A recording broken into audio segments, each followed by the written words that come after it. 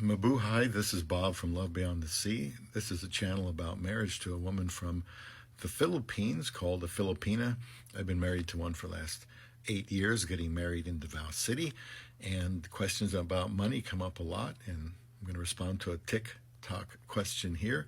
And they say the problem with giving them money, that would be family, is that they think the money is on the street, like it's just laying around.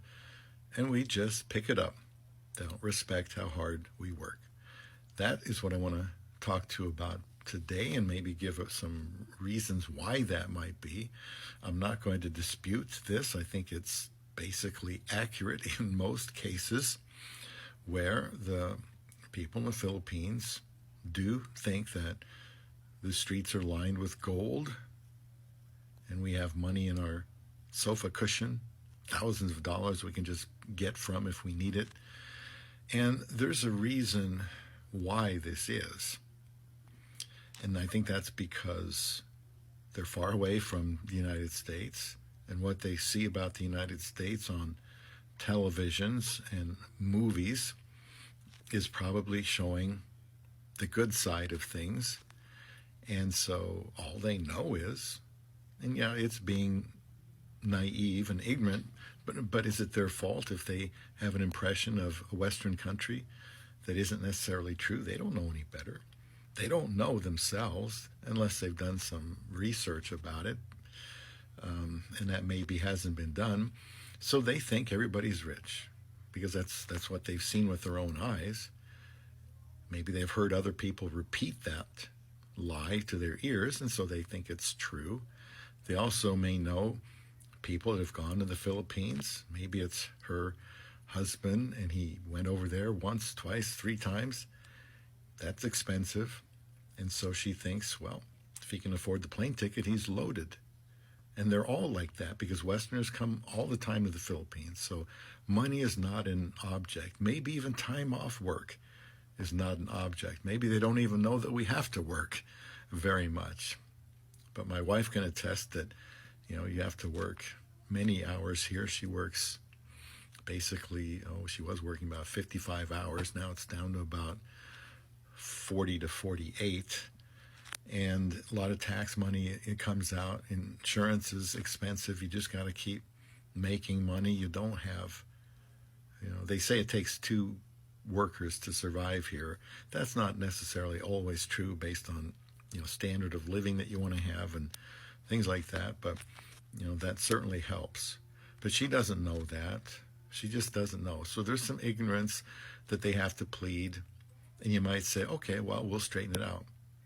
We'll just show them here in pesos. This is what we pay for our mortgage and electricity and cable and heat and garbage and health insurance and car payment and putting gas in the car, all these little things, food. And it would blow them away, you think. But if they think, well, but you make so much money, it doesn't matter what anything costs, then some people are going to be hard, if not impossible, to convince. That's just something for you to think about so you don't lose your mind later. If you tell yourself, why can't I convince them? Why can't they believe that it's really that expensive here? And I don't know that you really can. Please leave a comment here if you're so inclined. If they're here and they're working, then they'll find out.